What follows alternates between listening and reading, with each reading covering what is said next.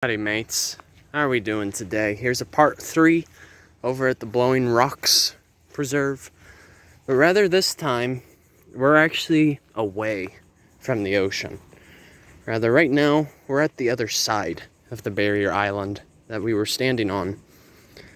So rather now, we're in more of like a scrub slash mangrove swamp slash tropical hammock setting. But this is more of like a scrub type of habitat. So what we have just in front of us is the Indian River Lagoon. And this runs for quite of a stretch along the Treasure Coast of Florida.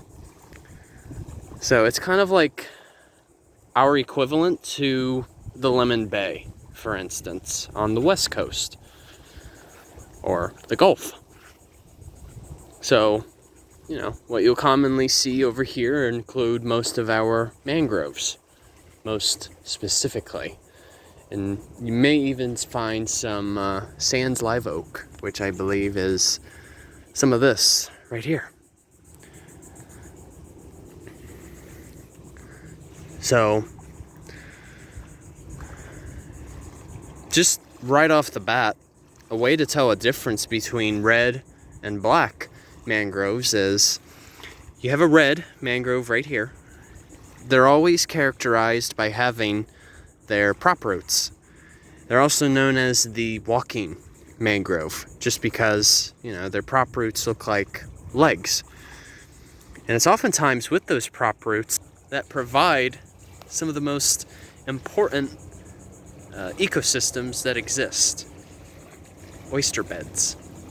Now what's amazing about, you know, oyster beds in general is they're primarily made up of oysters, which is indeed a living organism that literally creates its own type of habitat. How cool is that? So these oysters, essentially what they're responsible for is providing filtration in these waters. Because, you know, they love to have their nitrates and phosphates as a food source. So, for those of you who have followed a friend of mine, Garrett Stewart, who leads the Eco Preservation Project, and actually, he recently started up a non-profit organization that is now known as the Eco Preservation Foundation. Just want to say shout out and congratulations, Garrett. It's well deserved. But some of, you know, the artificial mini reefs, for those of you who have seen his work, they actually mimic more of a mangrove prop root system, more than that of a, what you call a coral reef. But it's only suitable for saltwater. That's it. You can't use those mini reefs in freshwater. So right here in front of me, you know, closest to me, is a black mangrove. And a way to know is if you look close enough, right where my finger is, they produce these little pods that kind of resemble looking at a teardrop, for example. But black mangroves are known as salt excretors. That's just because when you look at a leaf, let's see if I can get an example. There we go. You can see the underside of the leaf has a bit more of an olive appearance, and that's just based on the salt content. Whereas on the top side, it's a lot more green. So sometimes, if you're lucky enough, you can sample. It didn't really taste as much salt that time. Throw that away so that no one else gets it. That time there really didn't seem to be as much. But the Indian River Lagoon is a very crucial habitat as well.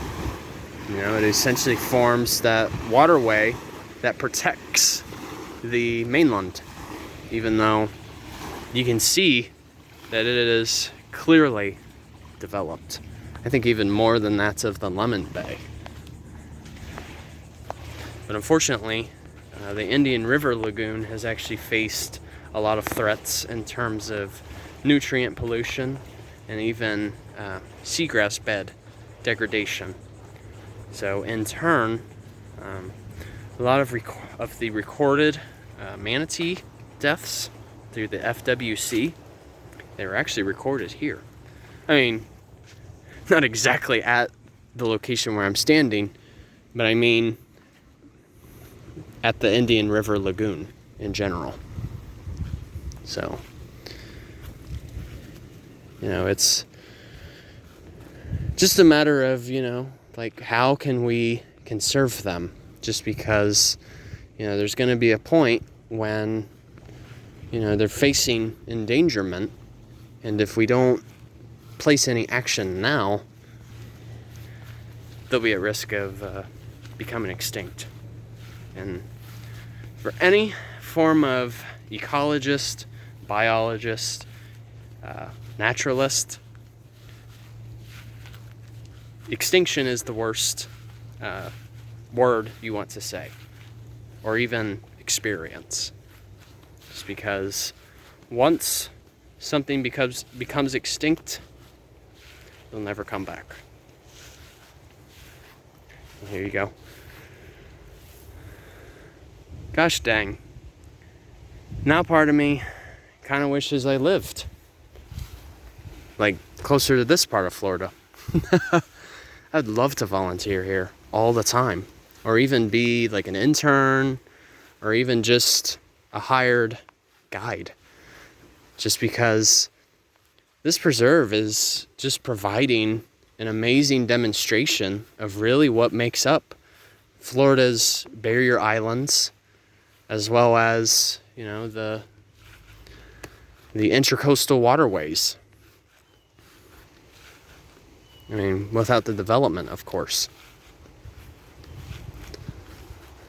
So, all right, you guys. Thanks for watching. Hope you learned something of value. And like I said, you know, take a chance to visit here if you can. It's a really cool spot. So, all right. Peace out, you guys. Take it easy.